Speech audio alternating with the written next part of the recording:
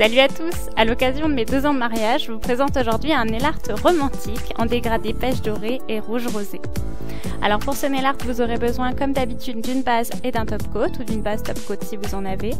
Il vous faudra du vernis couleur pêche, du vernis un peu rose-rouge et puis un dotting tool et une petite éponge. Alors comme d'habitude, on va commencer par mettre la base, surtout l'ongle, pour le protéger et pour faire tenir notre nail art.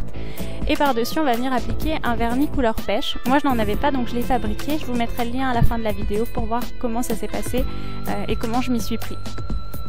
Donc, je vais venir à présent appliquer mon vernis rouge en bonne quantité sur une petite feuille d'alu. Et je vais venir faire la même chose ensuite avec mon vernis pêche. Je pose les 2 vernis relativement proches, côte à côte en fait. Donc vous allez voir sur la vidéo, j'ajoute du top coat. Vous n'aurez probablement pas besoin de le faire. Moi, c'est simplement lié au fait que c'est le vernis que j'ai fabriqué. Donc pour avoir un peu plus d'infos sur cette expérience, n'hésitez pas à regarder la vidéo. Je vous mettrai le lien. Donc une fois que c'est fait, on vient prendre une petite mousse et on va tout naturellement tremper un côté dans le pêche et un côté dans le rouge-rose. Une fois que c'est fait, on va venir l'appliquer sur le bas de l'ongle. Alors si vous avez des ongles longs, ce sera moins joli que sur des ongles courts. Je me suis rendu compte que c'est vraiment un dégradé qui est beau s'il est vraiment fait sur le bout de l'ongle. Donc voilà, c'est un petit nail art spécial pour celles qui n'ont pas des ongles très très longs. Donc voilà ce que ça donne une fois qu'on a passé 2 couches et qu'on a bien tapoté tout ça.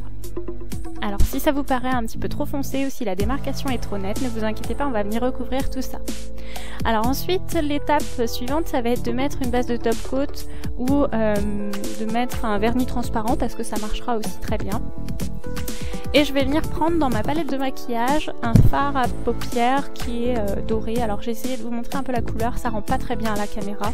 En fait c'est un doré qui est plein de reflets. Je vais venir tremper mon doigt dedans et directement au doigt, avant que mon vernis soit complètement sec, je vais venir tapoter. En fait, je vais déposer un petit peu de matière sur mon ongle et ça va lui donner un reflet qui est magnifique. C'est pareil sur la caméra, on se rend pas trop compte. Là, vous voyez, je l'ai fait sur tous les doigts, on voit un petit peu mieux le reflet, mais on le verra mieux sur les photos à la fin. Ensuite, je suis venue chercher un vernis pailleté, donc c'est un vernis ELF qui s'appelle Golden Goddess. Et en fait c'est un vieux vernis que j'utilisais plus parce qu'il était tout sec et tout pâteux. Et en fait j'ai trouvé la technique, je le mets sur une mousse, ça me permet de pouvoir doser déjà les paillettes que je mets parce que là je vais en mettre assez peu et pas de partout. Donc vous voyez, je mets simplement des petits coups, hop, je tapote 2 fois, 2-3 fois sur l'ongle et ça suffit. Donc du coup ça me permet de réutiliser ces vernis qui ont des jolies paillettes mais qui sont tout pâteux et qui sont d'une qualité moyenne. Ensuite, la petite variante sur le pouce, c'est que je suis venue reprendre mon vernis avec mon dotting tool et je suis venue faire 2 points que je suis venue relier en cœur. Bah, c'était mes 2 ans de mariage, alors il fallait que ce soit romantique un petit peu.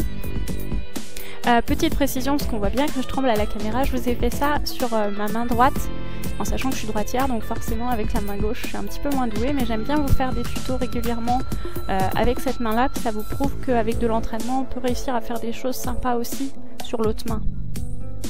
Donc voilà, une fois que j'ai relié mes deux petits points, ça forme un cœur. Voilà, on n'oublie pas de recouvrir tout ça de top coat, et on obtient ça.